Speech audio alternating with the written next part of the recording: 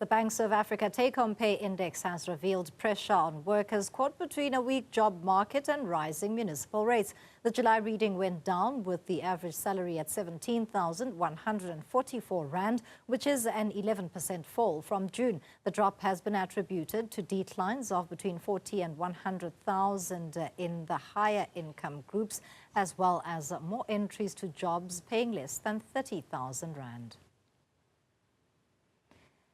Independent economist Elize Kruger joins us now to discuss the BankservAfrica Take-home Pay Index. Thank you so much for your time. Elize, what picture is this painting of what we as South Africans take home?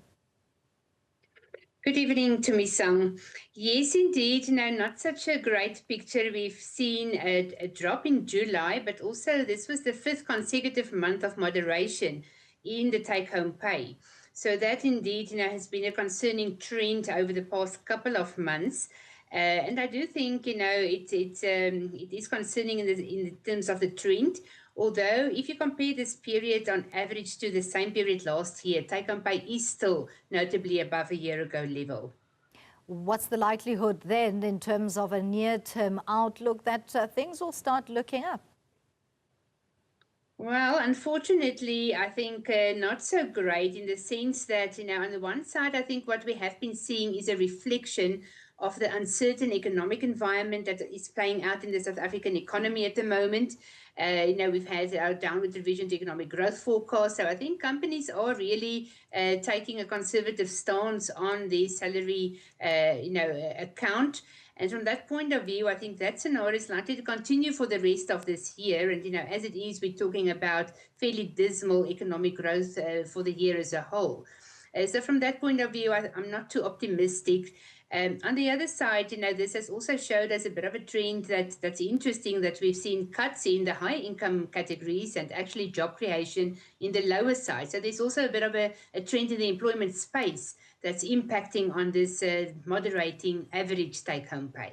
So it's not all too bad, but I must also then ask about whether the ordinary South African is at least able to afford the current state of the cost of living. We've seen the likes of CPI driven up to 3.5%, largely because of food prices. Yes, today's number 3.5%, is an uptick, but still it's fairly low compared to, I would say, recent history on inflation. And, it's still comfortably within the 3 to 6% target range of the Reserve Bank. And if you think about this in the context of salaries, the average salary increase in South Africa is in the order of about 5%, this year.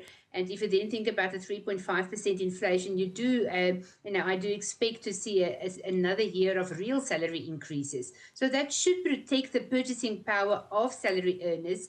However, if you do look at it over a bit of a longer time period, one do get that in terms of analysis that, yes, salaries have been sort of catching up, especially since last year, but over time, not yet quite, got to the point where it's in line with inflation, because we had a couple of very bad years, 2021 to 2023, and sort of that lag that we have is not yet completely offset by the last, 18 months of better salaries. So from that point of view, households are still struggling. And especially given that we've seen, in July, again, significant increases in like municipal rates, those are way above salary increases. As a parting shot, maybe let's also try to tackle the correlation between inflation as well as salary negotiations, as you have indicated that there is a varied view when it comes to lower income earners as well as the higher end of that bracket. Yes, indeed. Actually, quite a wide variety of salary increases overall in the economy, especially differentiation between different sectors.